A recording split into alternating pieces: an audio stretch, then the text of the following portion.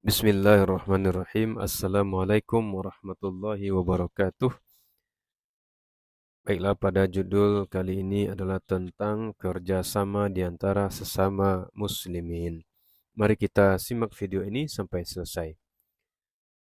Alhamdulillahi mu'inu man ista'anahu wa hadi man istahdah. Asyhadu an la ilaha illallah wahdahu la syarika lah wa asyhadu anna Muhammadan abduhu wa rasuluh. Wassalatu wassalamu ala Muhammadin abdillah wa rasulihi wa mustafahu wa radiyallahu an alihi wa sahabatihi wa man istanna bisunnati wahtada bihudah.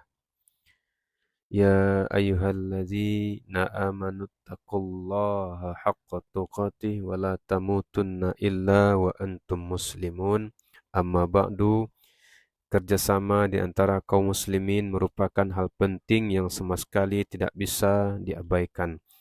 Persoalan-persoalan agama yang tidak ubahnya seperti persoalan-persoalan dunia tidak terlaksana dengan baik tanpa adanya kerjasama yang tulus.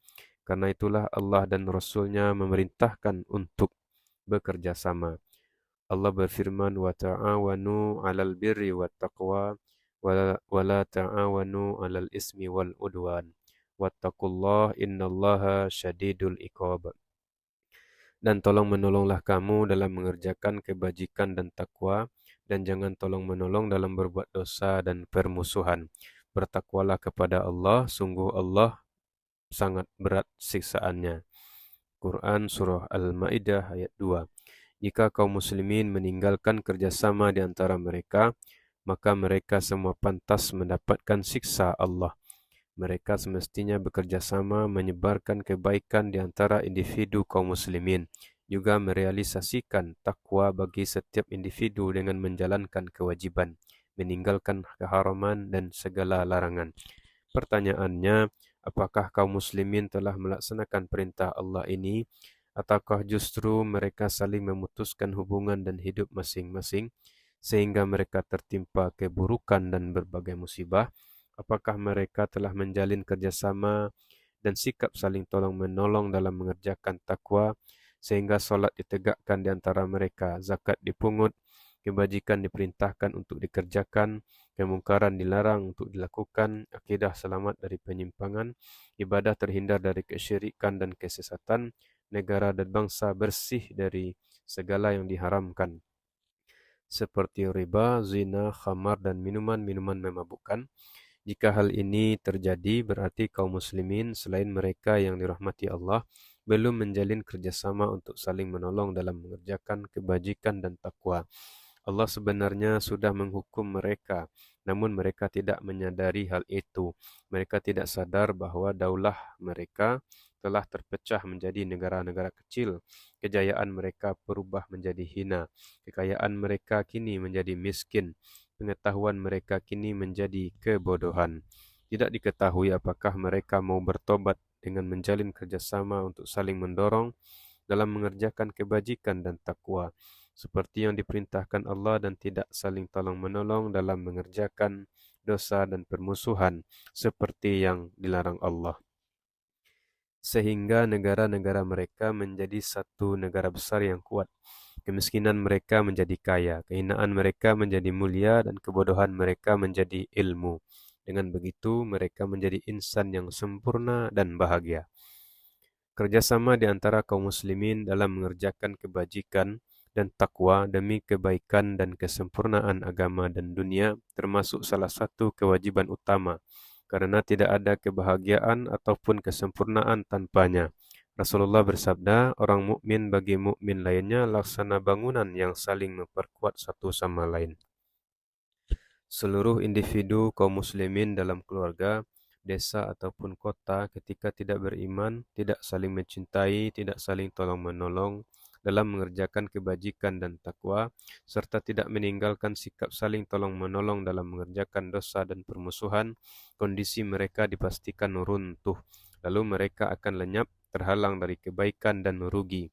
Laksana batu bata bangunan yang ketika sebagian di antaranya runtuh, maka semuanya akan ikut berjatuhan, hingga akhirnya bangunan meroboh dan penghuninya tidak lagi terlindungi.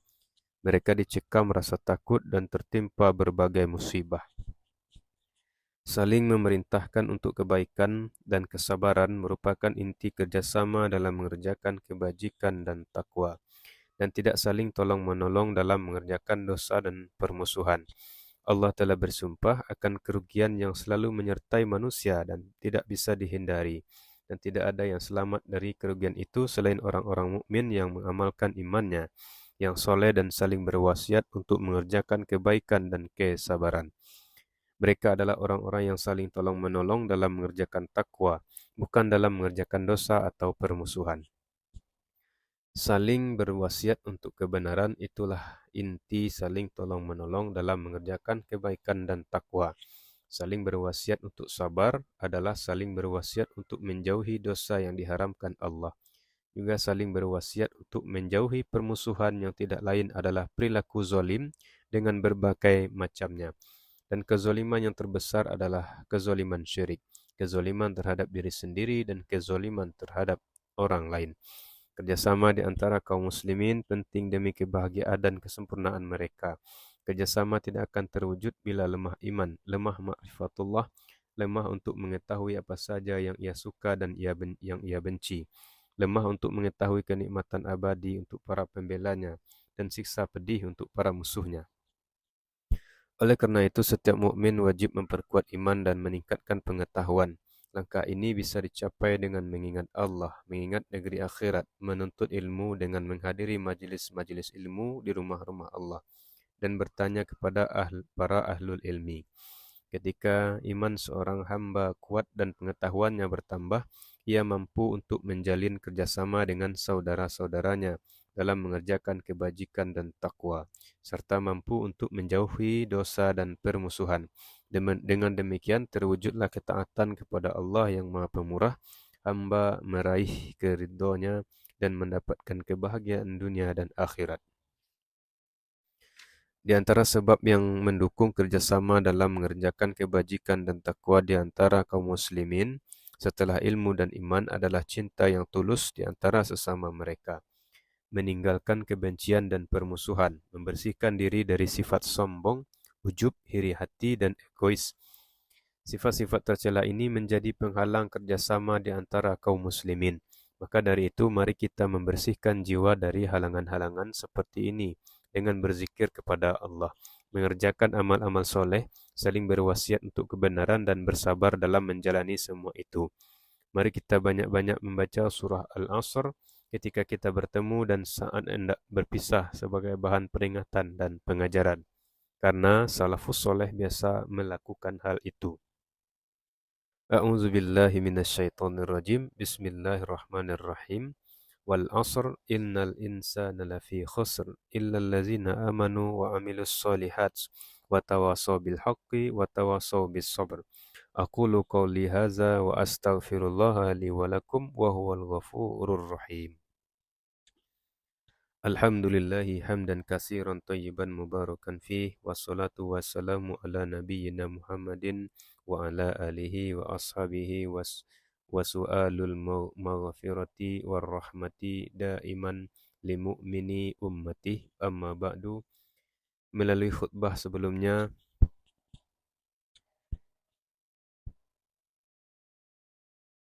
kita disuruh Rabb kita untuk saling tolong menolong